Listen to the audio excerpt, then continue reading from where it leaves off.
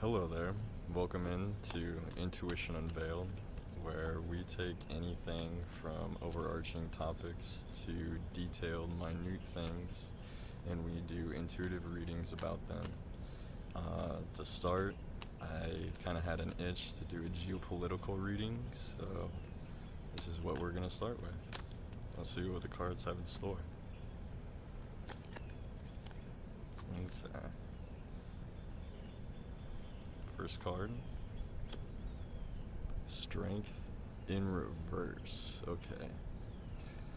So, in present tense, Strength in Reverse, we are currently dealing with fear, anger, a little bit of feeling of betrayal. When we see the geopolitical landscape, we see a system that we were believed to trust, and right now there's just a lot of deception, a lot of untruth, which has led to the general population being afraid a little bit of the system, but mainly filled with anger and outrage that it could really turn its back and go its own way. And so the people are really disconcerted with what is happening, and they're wondering why. They're wondering how it came to be and how it came to be so rapidly. Next card, how it influences the present. Let's see here. We have the Six of Wands in reverse. Now the Six of Wands in reverse is going to be someone who is seen as a high figure in society that is coming to terms with a fall of grace right now. This being, seemed moral in his own right, but it's coming to fruition that he is completely immoral, and we put him on a pedestal. And this is causing a lot of the anger, discontentment, fear, and a lot of just unknowing in general.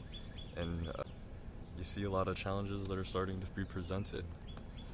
As we get into challenges, we get into the moon. Now, the moon does present a lot of deception, a lot of darkness, what happens behind the scenes.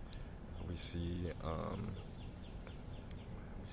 when we look at that card, we see predators in the night creeping up from behind. And now, what's happening behind the scenes, who really knows? But we know that the truth isn't being told in the forefront, and therefore there's a lot of deception when it comes to who these people are telling us they are, what their morals are in fact, and even their motives.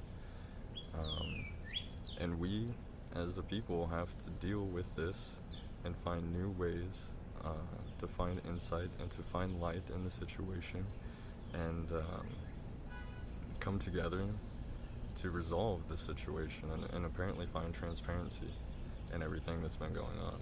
That brings us to a possible final outcome of the situation, and we get the Lover's card. We're looking at it in a sense of cohesion. We're looking at it as a sense of we have to come together.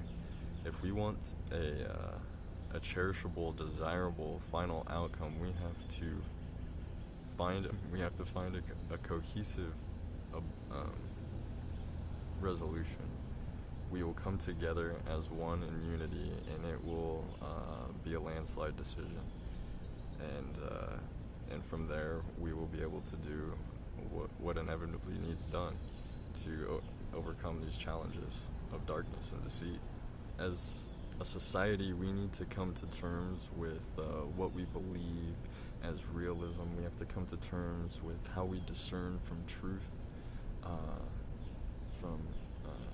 from what is true to what is facetious. We need to identify better skepticism and not be write off what kind of seems improbable or even impossible, because we are seeing over and over again that is very well be true, very well be real.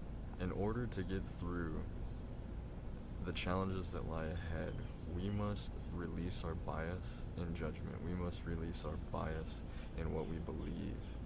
and we need to reevaluate from here on forward. And if we do that, the coming challenges won't be so hard when we do it together. As the lovers, as a society, we come together in love instead of fear. And this is no longer hard to accomplish. And when we do that, new clear boundaries will be defined and redefine society as it is into a light, moral state of being, state of way, one that we can all cherish, one we can all be behind. And that is the theme behind the current events that we see in this world today play out in its cosmic play. We will eventually see a brighter day. That's all I got for you on this beautiful day. And I hope you be well, you be safe, and you take your time for yourself today. Thank you for joining me at Intuition Unveiled. Namaste, soul.